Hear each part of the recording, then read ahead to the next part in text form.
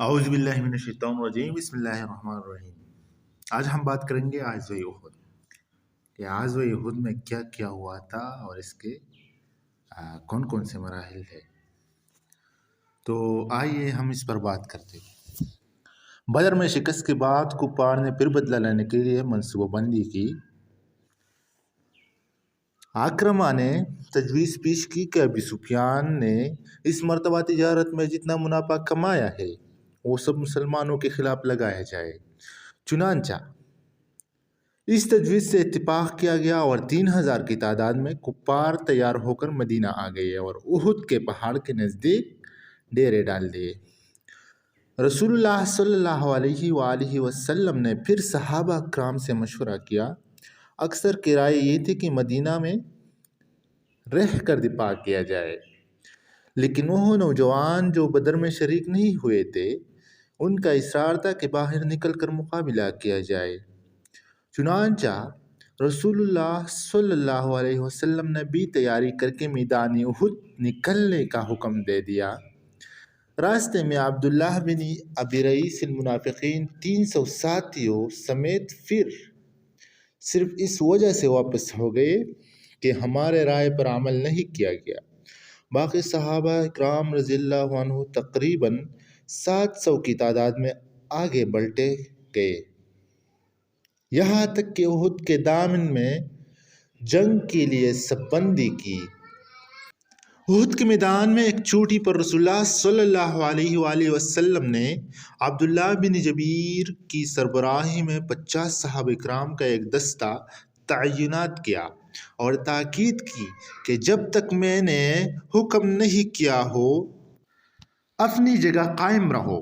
جنگ شروع ہو گیا، کفار بھاگنا شروع ہو گئے اور مسلمان مال غنیمت اکٹھا کرنے لگے۔ اتنے میں ان 50 صحابہ کرام رضی اللہ عنہ میں اختلاف پیدا ہو گیا، جس کے نتیجے میں جنگ کا نقشہ بدل گیا اور 70 کی تعداد میں صحابہ کرام شہید ہو گئے، جن میں آپ صلی اللہ علیہ وسلم کا چچا حضرت حمزہ رضی اللہ عنہ بھی شامل تھے۔ رسول اللہ صلی اللہ علیہ وسلم نے شہداء کو وہاں ہی دفن کیا اور آئندہ روز پھر حمراء الاسد کے مقام تک کفار کا پیچھا کیا تاکہ وہ دوبارہ مدینے پر حملہ آور نہ ہو۔ ابو سفیان نے جب دیکھا کہ مسلمان ان کا پیچھا کر رہے ہیں تو اپنے اضافی سامان کو چھوڑ کر جلدی مکہ کا رخ کیا اور اس طرح اس بلا کا خاتمہ ہو گیا۔ چوتھے سال کے واقعات۔ چوتھے سال میں پھر کیا ہوا؟ مدینہ میں یہود کے 3 گروہ آباد تھے۔ ایک تھے بنی مدینہ میں یہود کے 3 گروہ آباد تھے جن کے نام پہلا جو ہے وہ بنو قینقاع تھا، دوسرا نمبر بنو نذیر اور تیسرا نمبر بنو قریظہ۔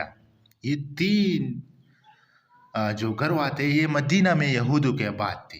بنو قینقاع کو آپ صلی اللہ علیہ وسلم نے جنگی بدر کے بعد جلا وطن کر دیا تھا اور ہجرت کے 4تھے سال بنو نذیر کو جلا وطن کیا اور ہجرت کے 5ویں سال غزوہ احزاب کے بعد بنو قریظہ کو ختم کر دیا۔ بنو نذیر کو جلا وطن کرنے کا واقعہ یہ تھا کہ ان کے ذمے بنو عامر کے 2 بندوں کے دیت میں حصہ لینا تھا۔ اس کے لیے رسول اللہ صلی اللہ علیہ وسلم ان کے پاس چلے گئے تو انہوں نے رسول اللہ صلی اللہ علیہ وسلم کے قتل کا منصوبہ بنا لیا۔ وہ آپ صلی اللہ علیہ وسلم پر قلعہ کے اوپر سے پتھر گرانا چاہتے تھے۔ آپ صلی اللہ علیہ وسلم کو جب پتہ چلا تو فوراً مدینہ واپس ہو گئے اور بنو نذیر کا محاصرہ کیا۔ 15 دن تک وہ محصور رہے۔ بالآخر اپنے گروہ کو اپنے ہاتھوں ویران کر کے خیبر منتقل ہو گئے۔ تو یہ تھی 4تھے سال کے واقعات۔ اب 5ویں سال کے واقعات کیا تھے؟ وہ یہ ہے کہ یہود کے جب 2 قبیلے بنو قینقاع اور بنو نذیر مدینہ سے جلا وطن ہو گئے تو ان لوگوں کا ایک دفعہ وفد جو ہے نا وہ مکہ گیا اور تجویز پیش کی کہ ہم اکیلے ان مسلمانوں کا مقابلہ نہیں کر سکتے، لہٰذا اکٹھے ہو کر ان پر حملہ کر دیں گے۔ چنانچہ اس پر اتفاق ہو گیا اور 10,000 کی تعداد میں انہوں نے مدینہ پر حملہ کر دیا۔ رسول اللہ صلی اللہ علیہ وسلم کو جب ان کے حملے کا علم ہو گیا تو آپ صلی اللہ علیہ وسلم نے صحابہ اکرام سے مشورہ کیا، چنانچہ سلمان فارسی کے مشورے پر مدینے کے ارد گرد خندق کھودا گیا۔ 1 مہینے تک یہ جنگ جاری رہی، لیکن بالآخر کفار بھاگنے پر مجبور ہو گئے اور اسی طرح اس جنگ میں بھی مسلمانوں کو فتح حاصل ہو گیا، اور بن قریظہ جنہوں نے جنگ کے دوران بدعہدی کی تھی، جنگ احزاب کے خاتمے پر ان کا بھی سپاہیہ کر دیا گیا اور ان کے 400 سے زیادہ جنگی لوگ قتل کر دیے گئے، اور اس طرح مدینہ سے یہود کا خاتمہ ہو گیا۔ اس غزوے کو غزوہ احزاب بھی کہتے ہیں کیونکہ اس میں مختلف گروہ مل کر مدینہ پر حملہ آور ہوئے تھے، اور اسے غزوہ خندق بھی کہتے ہیں کیونکہ مدینہ کے دفاع کے لیے صحابہ کرام رضی اللہ عنہ نے خندق کا اہتمام کیا تھا، کام کیا تھا، خندق سے کام لیا تھا۔ مدینہ کے 2 اطراف میں نخلستان تھے جہاں سے یک بارگی حملہ ناممکن تھا۔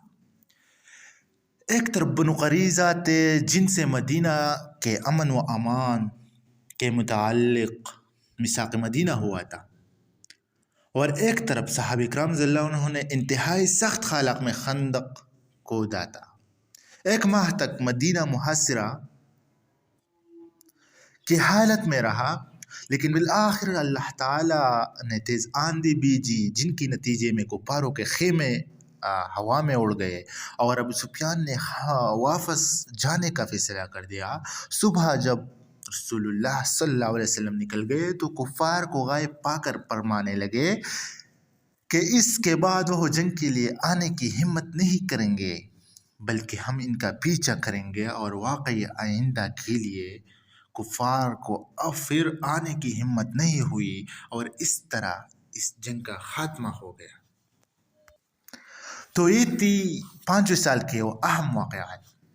اب 6 سال کے وہ اہم واقعات کون سے ہیں؟ وہ یہ ہے، 6 سال کے اہم واقعات میں صلح حدیبیہ ہے، جب رسول اللہ صلی اللہ علیہ وسلم اور صحابہ کرام رضی اللہ عنہ ہجرت کی تھی، پھر مکہ نہیں گئے تھے، چنانچہ رسول اللہ صلی اللہ علیہ وسلم نے اعلان کیا کہ ہم مکہ عمرہ کے لیے جا رہے ہیں۔ 1400 سال بعد 1400 کی تعداد میں صحابہ کرام تیار ہو گئے، احرام باندھ لیا اور مکہ کی طرف روانہ ہو گئے، لیکن کفار مکہ نے ان کو مکہ داخل ہونے سے روک دیا، اور ایک صلح ہو گیا جن کو تاریخ میں صلح حدیبیہ کہتے ہیں، جس کے کچھ شرائط درج ذیل ہے۔ وہ یہ ہے،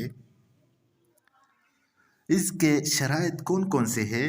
1 نمبر، مسلمان اس سال عمرہ کے لیے بغیر واپس چلے جائیں گے۔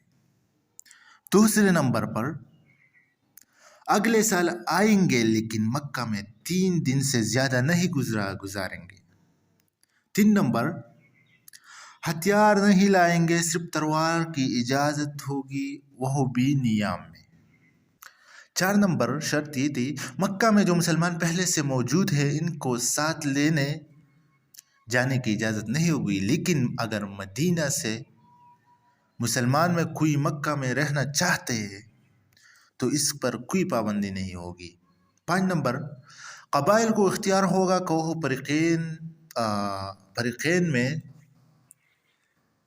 فریقین میں سے فاسق بھی معاہدہ کرنا چاہیے، ان کو مکمل اختیار ہوگا۔ 6 نمبر، یہ معاہدہ 10 سال کے لیے ہوگا، یہ معاہدہ 10 سال کے لیے ہوگا۔ چنانچہ مسلمانوں نے وہیں پر احرام کھول دیا اور واپس ہو گئے۔ اس صلح کو قرآن کریم فتح مبین کہتے ہیں۔ اب 7ویں سال کے اہم واقعات کون سے ہیں؟ 7ویں سال کے اہم واقعات میں سے ایک واقعہ تو عمرۃ القضاء کا ہے۔ مسلمان دوبارہ ذوالقعدہ کے مہینہ میں گیا اور عمرہ ادا کیا، اور دوسرا واقعہ فتح خیبر کا ہے۔ خیبر میں یہود آباد تھے اور ہر وقت سازشیں کرتے تھے، ان کو ختم کرنے کے لیے رسول اللہ صلی اللہ علیہ وسلم بنفس نفیس چلے گئے اور خیبر کو بھی فتح کیا۔ تیسرا اہم واقعہ مختلف بادشاہوں کو خطوط بھیجنے کا ہے، اور آپ صلی اللہ علیہ وسلم نے ایران، روم اور حبشہ وغیرہ مختلف بادشاہوں کے نام دعوتی خطوط ارسال کیے۔ اب 8ویں سال کے واقعات، اہم واقعات 8 سال کے یہ ہے۔ 8ویں سال کے اہم واقعات میں سے ایک واقعہ فتح مکہ کا ہے۔ قبیلہ بنو بکر نے بنو قزاع پر حملہ کیا تھا اور قریش نے صلح حدیبیہ کی خلاف ورزی کر کے بنو یکر کی حمایت کی تھی۔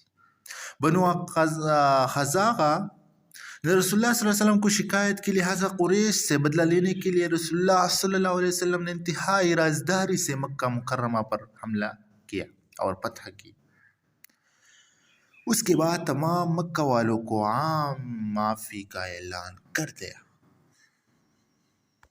اب 9ویں سال کے اہم واقعات۔ اس سال کا اہم واقعہ غزوہ تبوک ہے، جو کہ سب غزوات کا ایک مشکل ترین غزوہ ہے۔ سفر بھی زیادہ تھی، دشمن بھی طاقتور تھا، گرمی کا موسم تھا اور فصل بھی پکنے کے قریب تھا۔ اب صلی اللہ علیہ وسلم نے کل کر تبوک جانے کا اعلان کیا اور چل پڑے۔ منافقین مختلف خیل بہانے کرنے مدینہ میں رہنے لگے، اور صحابہ کرام رضی اللہ عنہ نے تبوک میں 1 مہینہ گزار کر واپسی کا رخ کیا۔ اس سال کو عام وفد بھی کہتے ہیں، عام الوفد بھی کہتے ہیں، عام الفود بھی کہتے ہیں۔ چنانچہ مختلف لوگ وفود کی شکل میں آ کر اسلام قبول کرتے تھے۔ چند مشہور وفود کے نام یہ ہے، وہ کون سے ہیں؟ وفد بن الحارث، وفد قبیلۃ، وفد ثقیف، وفد نجران، وفد بنو اسد، وفد بنو فزارہ، وفد کندہ، وفد عبد القیس، وفد بنو عامر، وفد بنو حنیفہ وغیرہ وغیرہ۔ 10ویں سال کے اہم واقعات وہ کون سے ہیں؟ 10ویں سال کے اہم واقعات میں حجۃ الوداع اور حجۃ الوداع ہے۔ ذی القعدہ میں آپ صلی اللہ علیہ وسلم ہزاروں صحابہ کرام کے ساتھ احرام باندھ کر حج و عمرہ کے لیے روانہ ہو گئے۔ ذی الحجہ کو وہاں پہنچے، عمرہ ادا کیا اور 8 ذی الحجہ کو دوبارہ احرام باندھ کر مینا چلے گئے، اور 9 ذی الحجہ کو میدان عرفات میں اہم خطبہ دیا، جس کو تاریخ میں خطبۃ حجۃ الوداع کے نام سے یاد کیا جاتا ہے، جس میں آپ صلی اللہ علیہ وسلم نے جو اہم بات کی تھی وہ یہ ہے، مساوات کا درس دیا ہے۔ عربوں کو عجمی اور عجمی کو عربی پر کوئی فضیلت نہیں ہے، اگر ہے تو تقوی کی بنیاد پر ہے۔ عورتوں اور غلاموں کے حقوق پر بات کی ہے، سود کے خاتمے کا اعلان کیا ہے، لوگوں کو عزت، جان مال آبرو کو محفوظ کرنے کا اعلان کیا، قرآن و سنت پر سختی سے عمل کرنے کی تاکید کی۔ اس حج کے بعد آپ صلی اللہ علیہ وسلم جب واپس ہو گئے تو بیماری شروع ہوئی، اور ربیع الاول